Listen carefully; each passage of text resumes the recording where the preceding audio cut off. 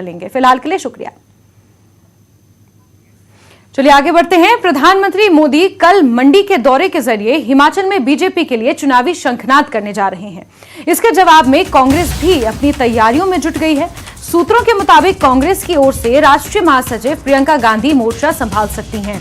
इसके लिए 2 अक्टूबर को प्रियंका गांधी हिमाचल का दौरा कर सकती हैं और कांगड़ा में एक बड़ी रैली में शामिल हो सकती हैं।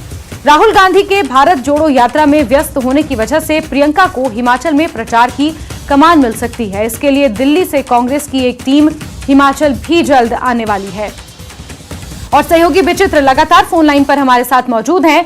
विचित्र, एक तरफ प्रधानमंत्री नरेंद्र मोदी चुनावी बिगुल फूकेंगे हिमाचल में, तो दूसरी तरफ कांग्रेस की तरफ से प्रियंका गांधी मैदान में उतरेंगी। खासतौर पर कांगड़ा को चुना है कांग्रेस ने, क्योंकि ये भली भांति सब जानते हैं कि इंटरनल सर्वे में कांगड़ा में खासकर बीजेपी की स्थिति ठीक नहीं थी, तो वहां पर ही कांग्रेस की चोट करने की अब रणनीति सामने नजर आ रही है। विचित्र जैस्मिन, देखिए, एक बात सभी को समझनी होगी कि कांगड़ा वो क्षेत्र है जिसको सियासी राजधानी इसलिए नहीं कहा जाता है कि ज्यादा यहाँ पर विधानसभा क्षेत्र है, बल्कि इसलिए भी कहा जाता है क्योंकि पूर्व में जब भी हिमाचल प्रदेश अस्तित्व में आया था तो उस दौरान भी जो बड़े सम्मेलन हुए थे या बड़े दिग्गज जो नेता थे और जो बड़े क्रांतिकारी हुए थे वो कहीं ना कहीं इसी क्षेत्र से ताल्लुक रखते थे। कांगड़ा पंजाब का हिस्सा रहा है। पंजाब अपने आप में एक बहुत बड़ी स्टेट है हिंदुस्तान की। बिना पंजाब के हिंदुस्तान की कल्पना करना भी बेईमानी है। तो ऐसे में जो है कांगड़ा को इसलिए मद्देनजर रखा जाता है क्योंकि यहीं से कहते हैं कि राजधानी शिमला का रास्ता जो है वो होकर निकलता है।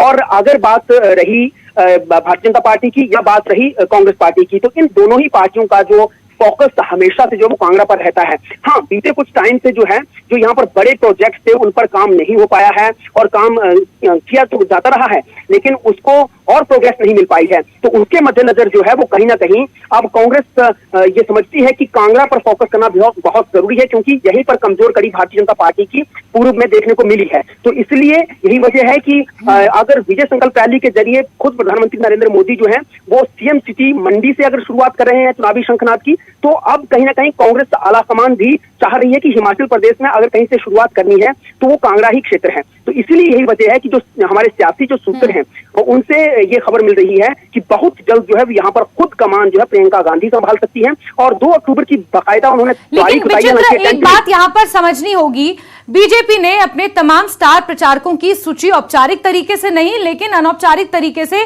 जारी कर दी है। उसमें प्रधानमंत्री नरेंद्र मोदी हैं, फिर रक्षा मंत्री हैं, गृह मंत्री हैं और तमाम बड़े चेहरे केंद्र से हिमाचल की देवभूमि पहुंचेंगे और यहां पर चुनाव प्रचार करेंगे। लेकिन अगर हम इसके उलट कांग्रेस पार्टी की तरफ एक बार नजर मारें तो उन्होंने प्रियंका गांधी को यहां पर प्रोजेक्ट करने की कोशिश की है, उन्हें यहां पर प्रचार के लिए लाने की कोशिश कांग्रेस पार्टी कर रही है। और प्रियंका गांधी आज की मौजूदा राजनीति में बहुत ज्यादा सक्रिय नहीं है, तो क्या बीजेपी के उन दिग्गजों के सामने प्रियंका गांधी की कांगड़ा में ये रैली क्या बैलेंस बना पाएगी कांग्रेस और बीजेपी के चुनाव प्रचार अभियान में इस तरीके से? देखिए जैसे बिल्कुल आपने सवाल तो बहुत वाजिब उठाया, लेकिन हमें कुछ बातें समझनी होगी।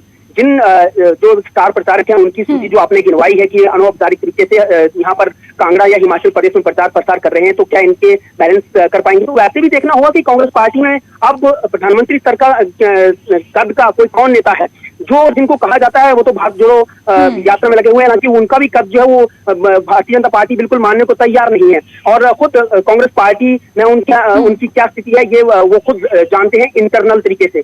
लेकिन फिर भी प्रियंका गांधी को बहुत तेज तर्रार माना जाता है। हालांकि स्थितियां कुछ अच्छी नहीं रही है जहां भी उन्होंने प्रचार प्रसार किया। अगर उत्तर प्रदेश की बात करें या फिर गोवा, मणिपुर और बाकी उत्तराखंड की बात करें तो वहां कुछ अच्छी नहीं रही है। ठीक है, क्योंकि चुनाव नजदीक है विचित्र और स्टार प्रचारकों को आना ही है चुनाव प्रचार प्रसार के लिए, ऐसे में कांग्रेस ने शुरुआत प्रियंका गांधी से की है। आगे आने वाले समय में किन बड़े चेहरों को वो हिमाचल की देवभूमि में उतारती है ये देखना अपने आप में काफी अहम होगा।